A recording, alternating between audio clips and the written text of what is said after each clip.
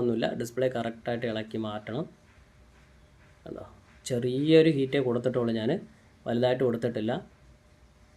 ഇച്ചിരി ഇപ്പം ഈ പറഞ്ഞ പോലെ ഞാൻ ചെറിയ ഹീറ്റ് മതി എന്ന് പറയുമ്പോൾ നിങ്ങൾ ഇച്ചിരി ചെറുതായിട്ട് തൊട്ട് ഇളക്കാൻ നിൽക്കരുത്. അത്യാവശ്യം നിങ്ങൾക്ക് അറിയാൻ പറ്റും, നിങ്ങൾ വിരൽ വെച്ച് നോക്കുമ്പോൾ അറിയാൻ പറ്റും. അന്നേരം നമുക്ക് കാൽക്കുലേറ്റ് ചെയ്യാൻ പറ്റും. നമ്മൾ കൊടുത്തിരിക്കുന്ന ഹീറ്റ് അകത്തിരിക്കുന്ന ഗമ്മിനെ എന്തായാലും ഒരുവിധം മെൽറ്റാക്കി കാണുമെന്ന് നമുക്ക് അറിയാൻ പറ്റും, നമുക്കത് ഫീൽ ചെയ്യാൻ പറ്റും.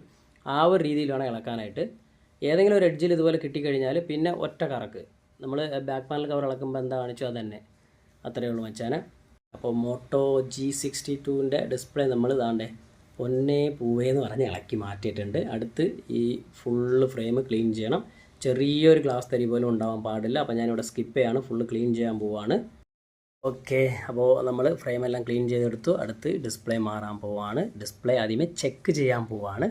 അപ്പോൾ ഇവിടെയാണ് ഒരുപാട് പേർക്ക് എന്താ പറയുക മിസ്റ്റേക്ക് പറ്റുന്നത്. മിസ്റ്റേക്ക് എന്ന് പറയാൻ പറ്റത്തില്ല,